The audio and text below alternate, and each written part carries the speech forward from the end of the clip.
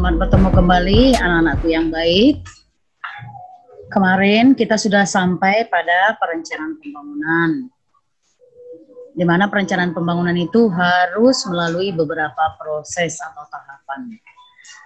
Nah, saat ini kita akan melanjutkan pada faktor-faktor yang mempengaruhi pembangunan. Faktor-faktor yang mempengaruhi pembangunan, yang pertama adalah tanah dan kekayaan alam. Tanah dan kekayaan alam artinya kalau kita tidak mempunyai tanah, di mana kita harus membangun. Tanah dan kekayaan alam ini kita singkat aja dengan SDA atau sumber daya alam. Yang kedua, kuantitas dan kualitas penduduk dan tenaga kerja. Jadi harus ada juga orangnya yang mau bekerja. Kita singkat lainnya dengan SDM, sumber daya manusia. Yang ketiga, kepemilikan barang modal dan penguasaan teknologi.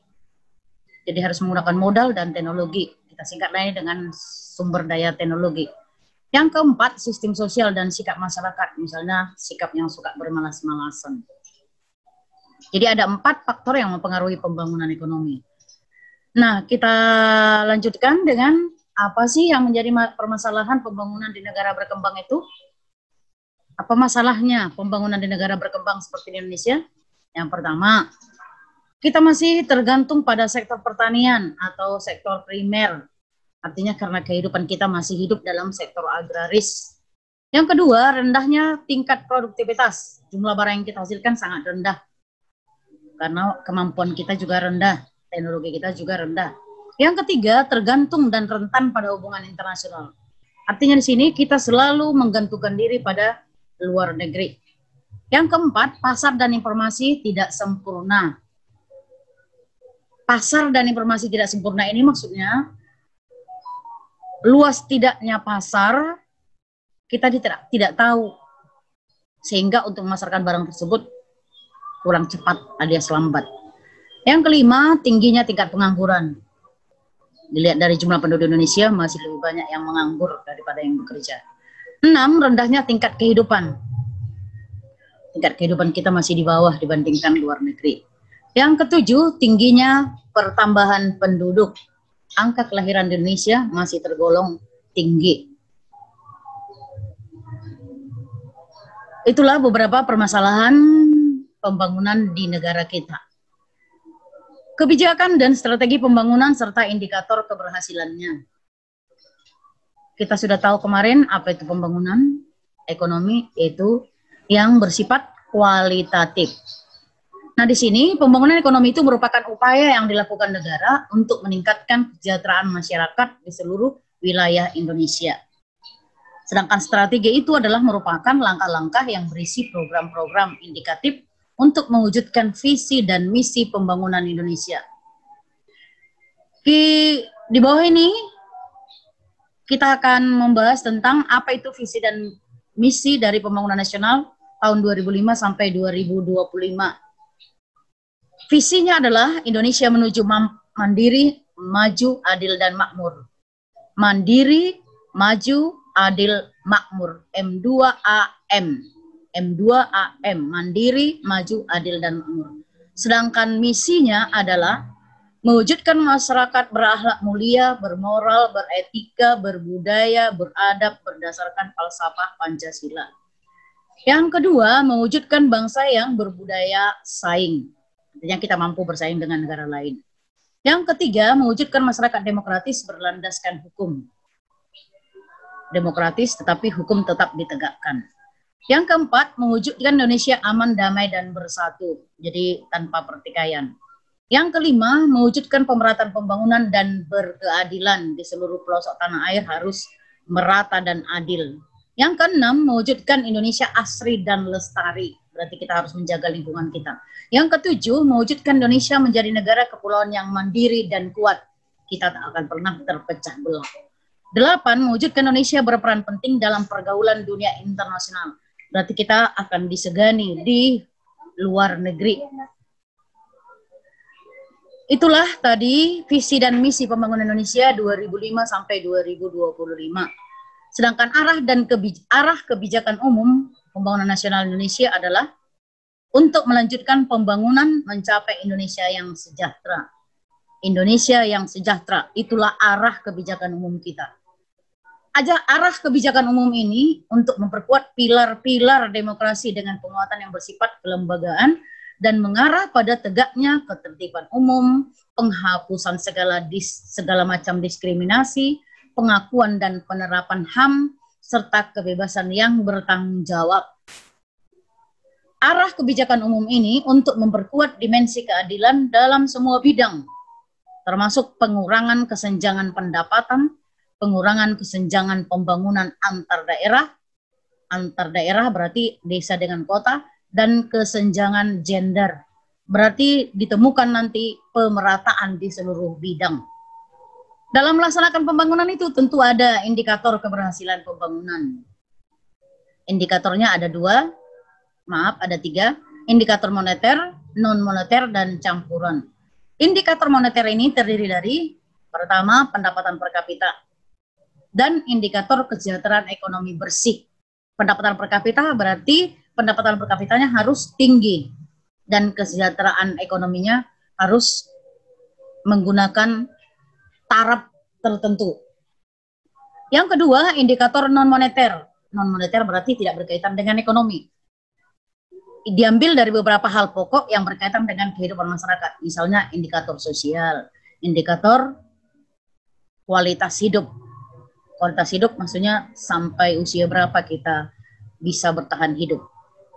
Sedangkan yang ketiga, indikator campuran, berarti campuran dari moneter dan non-moneter. Ini kita sebut dengan indikator Susenas, yang intinya mencakup aspek pendidikan, kesehatan, perumahan, angkatan kerja. Berarti pendidikan, kesehatan, perumahan, angkatan kerja harus tinggi, baru lidah namanya disebut dengan berhasil. Indikator yang kedua dari indikator campuran, indeks pembangunan Indonesia yang mencakup tingkat harapan hidup, melek huruf, pendapatan real per kapita, atau kemampuan berbelanja.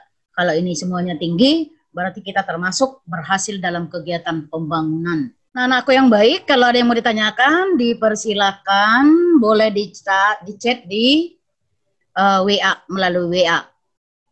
Nah, supaya tidak membuang waktu, kita lanjutkan pada pokok bahasan kita yang ketiga, yaitu ketenaga kerjaan. Ketenaga kerjaan berasal dari kata dasar tenaga kerja. Ketenaga kerjaan adalah segala hal yang berhubungan dengan tenaga kerja pada waktu sebelum, selama, dan sesudah masa kerja. Pada waktu sebelum, selama, dan sesudah masa kerja, itu namanya disebut dengan masalah ketenaga kerjaan. Tenaga kerja itu adalah setiap orang laki-laki atau perempuan yang sedang dalam dan atau akan melakukan pekerjaan, baik di dalam atau di luar hubungan kerja, guna menghasilkan barang dan jasa untuk memenuhi kebutuhan masyarakat. Jadi tenaga kerja itu setiap orang laki-laki atau perempuan yang sedang mencari pekerjaan atau akan melakukan pekerjaan. Sedangkan yang disebut dengan pengangguran itu adalah penduduk yang tidak bekerja, sedang mencari pekerjaan atau sedang mempersiapkan usaha baru. Pengangguran itu adalah tidak bekerja, sedang mencari atau mempersiapkan usaha baru. Kesempatan kerja. Kesempatan kerja adalah tersedianya lapangan pekerjaan bagi angkatan kerja yang membutuhkan pekerjaan atau sering kita sebut dengan loker, lowongan pekerjaan. Penduduk itu adalah semua orang yang berdomisili di bawah wilayah geografis Republik Indonesia selama 6 bulan atau lebih atau kurang dari 6 bulan tetapi berniat menetap di Indonesia.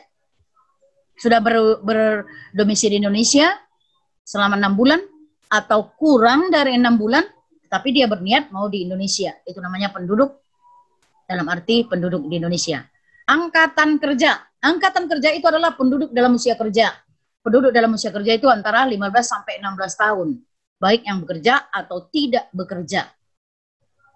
Jadi kalau anak-anakku masih dalam SMA berumur sekitar 15 sampai 17 tahun berarti kamu itu sudah bisa digolongkan dalam angkatan kerja, tapi kalau tidak sekolah lagi. Kemudian setengah pengangguran. Setengah pengangguran adalah mereka yang bekerja kurang dari 40 jam per minggu. Per minggu. Atau hanya 6 sampai 7 jam per hari bekerja. Itulah namanya setengah pengangguran. Artinya dia bekerja tapi tidak sampai 6-7 jam per hari.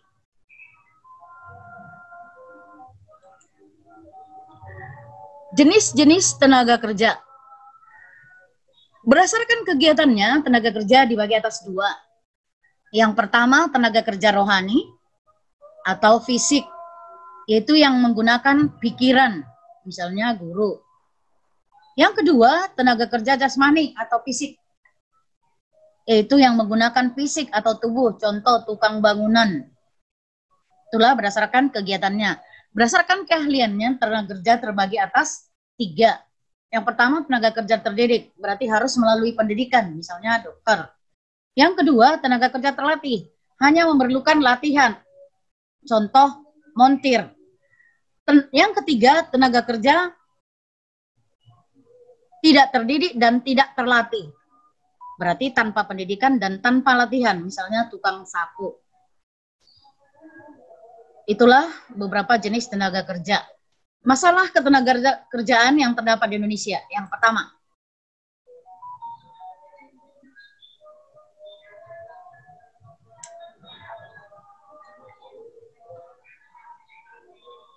pertama, tingkat pengangguran yang tinggi. Jadi di Indonesia masih tergolong banyak yang menganggur. Yang kedua, jumlah angkatan kerja yang tinggi. Jumlah yang lahir ini terlalu banyak, sehingga jumlah angkatan kerja yang siap bekerja pun banyak. Yang ketiga, tingkat pendidikan dan keterampilan yang sangat rendah. Kita sudah mengerti bagaimana mutu orang Indonesia. Yang keempat, penyebaran angkatan kerja yang tidak merata. Ini berkumpul di kota-kota besar, misalnya Jakarta. Yang kelima, perlindungan kesejahteraan tenaga kerja yang belum maksimal, walaupun sudah ada Undang-Undang Perlindungan Ketenaga Kerjaan. Pengelompokan penduduk. Penduduk kita kelompokkan atas 3 bagian. Yang pertama, usia muda. Usia muda ini termasuk usia tidak produktif, yaitu usia antara 0 sampai 15 tahun. Yang kedua, usia produktif atau usia bekerja, yaitu usia 15 sampai 65 tahun. Yang ketiga, usia tua atau tidak produktif, yaitu usia di atas 65 tahun. Jadi ada 3 pengelompokannya. Nah, kita lanjutkan anakku. Upaya meningkatkan kualitas tenaga kerja. Karena tadi ada pada permasalahan tenaga kerja Indonesia kurangnya kualitasnya. Untuk meningkatkan kualitas tenaga kerja dari pihak pemerintah boleh dilakukan dengan beberapa cara. Yang pertama, mendirikan berbagai pusat latihan kerja atau yang sering kita singkat dengan balai latihan kerja. Yang kedua, mendirikan sekolah kejuruan yang menjurus pada keterampilan bekerja. Yang ketiga, penciptaan kondisi yang kondusif bagi penanaman modal. Artinya kita harus siap menyiapkan segala sarana prasarana bagi mereka penanam modal yang datang dari luar negeri.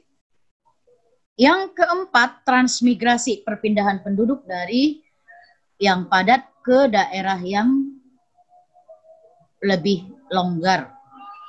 Yang terakhir, yang kelima, keluarga berencana. 2 anak cukup. Itulah dari pihak pemerintah. Sedangkan dari pihak swasta atau perusahaan, anakku ada, yaitu dengan program magang. Magang berarti latihan atau kerjasama sekolah dengan perusahaan. Berarti dari sekolah-sekolah kejuruan itu oleh perusahaan-perusahaan boleh dibuka kesempatan bekerja sama untuk memberikan pelatihannya. Itulah dari pihak swasta. Sedangkan dari pihak individu, yaitu yang pertama, membekali diri dengan keterampilan. Membekali diri dengan keterampilan berarti kita sebagai pribadi mempersiapkan diri kita bagaimana supaya kita memperoleh keterampilan. Misalnya mengikuti beberapa pelatihan, supaya kita siap untuk membuka kesempatan kerja itu. Yang kedua, dalam diri kita harus kita tanamkan jiwa berwirausaha. Jadi artinya kita tidak harus mengharapkan kita menjadi pegawai negeri, tetapi kita sendiri bisa membuka usaha. Nah, anakku yang baik, karena waktu kita tidak memungkinkan lagi, maka Ibu sudahi sampai di sini. Nah, kalau ada yang mau komentar nanti boleh dikomentari di CR atau di WA ya. Oke, selamat belajar, salam sehat, dan ingat, stay at home.